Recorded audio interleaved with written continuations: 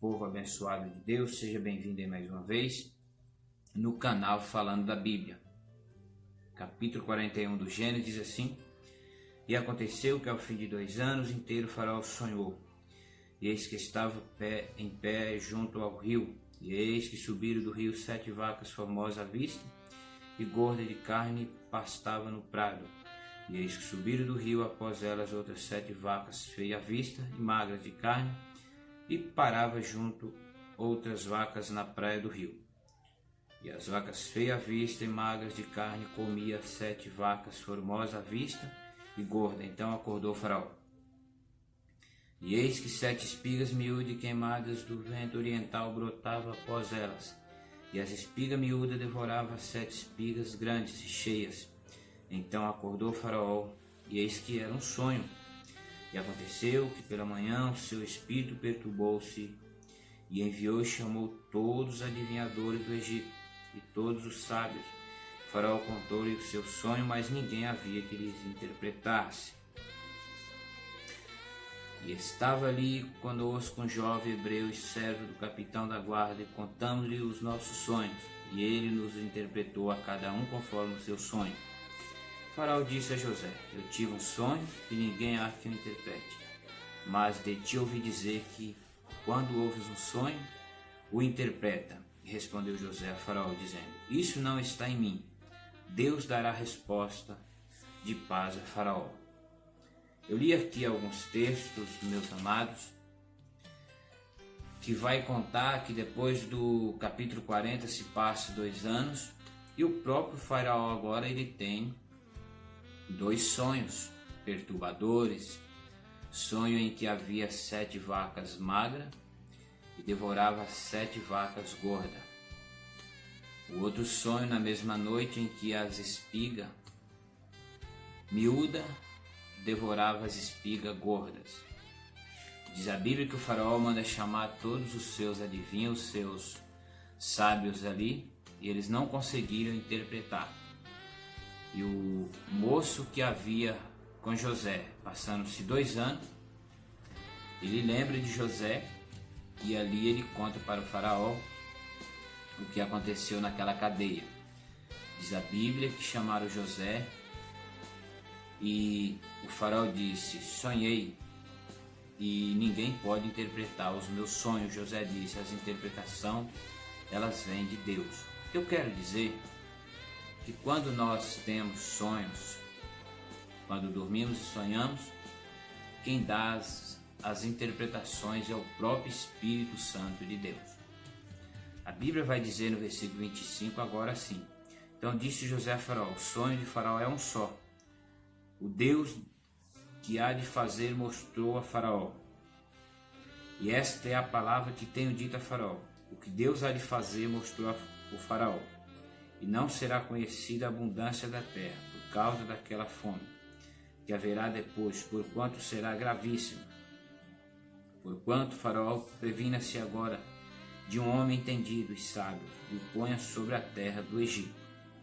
Diz a Bíblia que Faraó ali, ele conta o sonho para José, e José disse: Olha, Deus ele deu 2 sonhos ao Senhor nessa noite, e ele tem pressa no que ele vai fazer.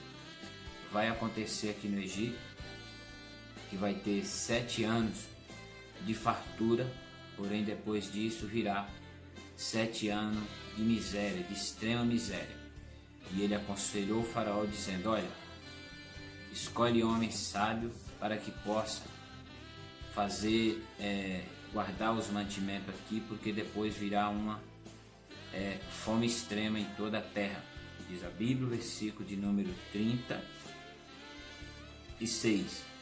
Assim será o mantimento para o provimento da terra, para os 7 anos de fome que haverá na terra do Egito, para que a terra não pereça de fome. E disse Faraó a seu servo: Acharíamos um homem como este em quem há o Espírito de Deus? Tu estarás sobre a minha casa, e por tua boca se governará todo o meu povo. Somente no trono eu serei maior que tu. E Faraó chamou a José de Zafanate Paneia e deu-lhes por mulher a Zenate, filha de Potifara, sacerdote de On, que saiu José por toda a terra do Egito. Assim ajuntou José muitíssimo trigo como a areia do mar, até que cessou de contar, porquanto não havia numeração.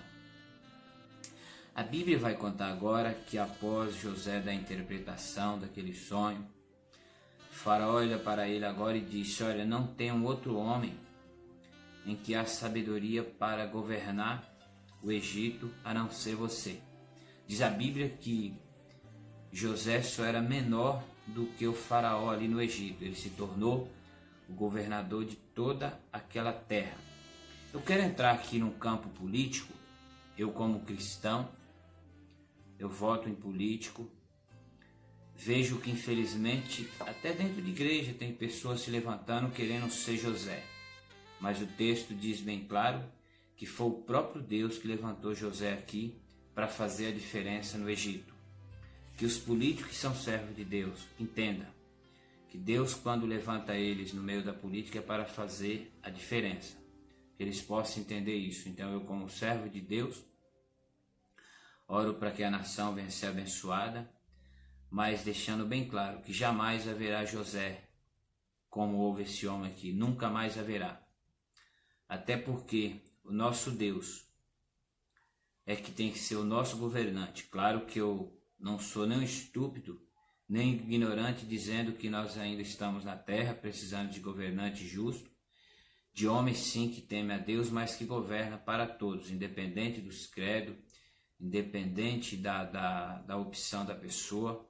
Mas nós temos que entender isso, que Deus é quem levanta as pessoas, mas muitas das vezes também, como está em Provérbio, que diz: quando o justo governa, o povo se alegra, mas quando o ímpio governa, o povo perece. Pensa nisso, sobre esse texto. Os últimos versículos dizem assim: e começaram a vir os 7 anos de fome, como José tinha dito, e havia fome em todas as terras, mas em toda a terra do Egito havia pão.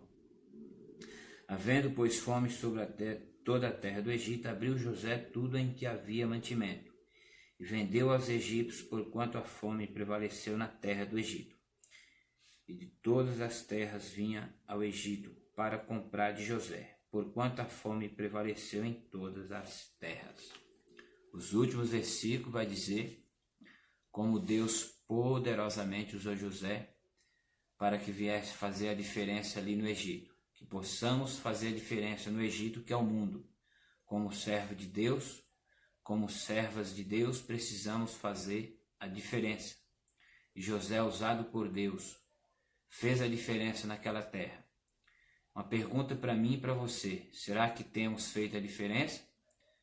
Como está escrito no capítulo de número 5 de Mateus, versículo 13 e 14, que somos o sal da terra e a luz do mundo? Pensa nisso. Seja feliz e fica todos com Deus. Em nome de Jesus. Amém.